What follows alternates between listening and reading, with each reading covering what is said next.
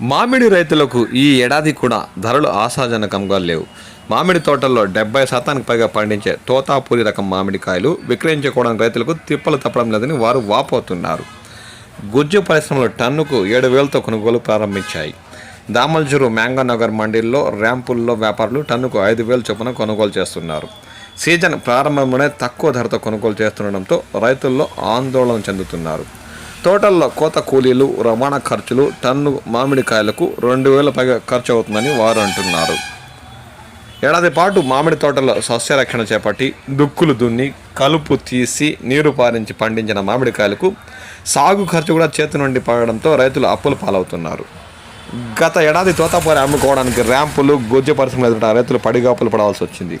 ప్రభుత్వం టన్ను 8,000 కొనాలని ఆదేశాలు ఇచ్చిన పరిశ్రమలు ర్యాంపులు 4,000 నుంచి 5,000 లోపే కొనుగోలు చేశాయని రైతులు పేర్కొంటున్నారు. ప్రభుత్వం టన్నుకు 4,000 ప్రోత్సాహం అందించడంతో కొంత ఊరట లభించింది. ఈ ఏడాది ప్రభుత్వం ఇప్పటి వరకు తోతాపూరి మామిడికాయల కొనుగోలుపై ఎలాంటి ప్రకటన చేయకపోవడంతో రైతులు ఆందోళన చెందుతున్నారు. చెట్లల్లో తోతాపూరి కాయలు పక్కనకు వస్తుండడంతో ఎలా అమ్ముకోవాలో తెలియక అవస్థలు పడుతున్నారు. దీనికి రాష్ట్ర ప్రభుత్వం స్పందించి రైతులకు తగ్గ న్యాయం చేయాలని వారు కోరుతున్నారు. దీనికి కాలం మీద సమాధానం చెప్పాలి.